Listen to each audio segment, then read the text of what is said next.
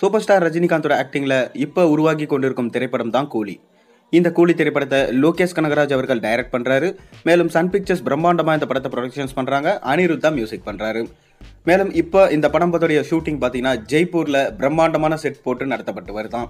அங்க சண்டை காட்சிகளை படமாக்கி கொண்டிருக்கும் லோகேஷ் கனகராஜ் அமீர்கானையும் இணைத்து கொண்டு இந்த ஷூட்டிங்ல நம்ம ரஜினியோட சேர்த்து படம் பண்ணிட்டு இருக்காராம். அமீர்கான் முக்கியமான ரோல்ல இந்த படத்துல நடிக்கிறாருன்றது இப்போ உறுதியாயிருக்கு. மேலும் இந்த படம் அடுத்த வருஷம் கோடை கொண்டாட்டமா ரிலீஸ் ஆகும் என்று சொல்லப்படுது.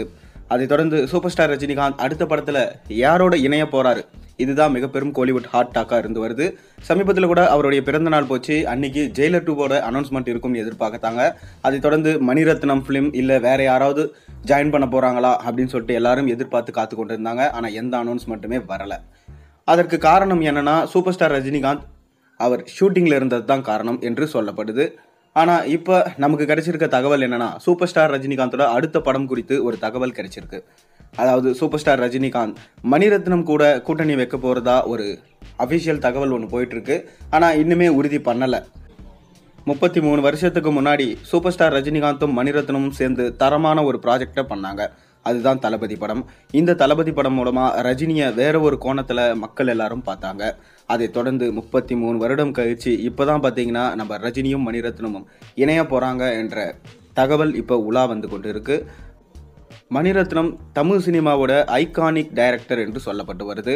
அவர் கடைசியாக எடுத்த பொன்னியின் செல்வன் பாகம் 1, பாகம் 2 இந்த 2 படங்களும் பார்த்தீங்கன்னா அருமையாக இருந்துச்சு. தமிழ் சினிமாவுக்கு பிரைடாக இருந்துச்சு. அதை தொடர்ந்து இப்போ தக் லைஃப் படத்தில் பிஸியாக இருக்காரு நம்ம மணிரத்னம். ஷூட்டிங் எல்லாம் ஓவர். கமல்ஹாசனும் சிம்புவும் ஹீரோ பிளே பண்ணுற இந்த படம் அடுத்த வருஷம் ரிலீஸ் ஆகும் என்று அஃபிஷியலாக சொல்லிட்டாங்க. அதை தொடர்ந்து தான் நம்ம ரஜினியோட மீண்டும் கூட்டணி வைக்க போறாராம் நம்ம மணிரத்னம்.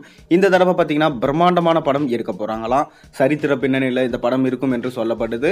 ஒரு ராமாயணம், மகாபாரதம் அந்த மாதிரி காவியங்களை பேஸ் பண்ணி தான் இந்த படம் இருக்குமா.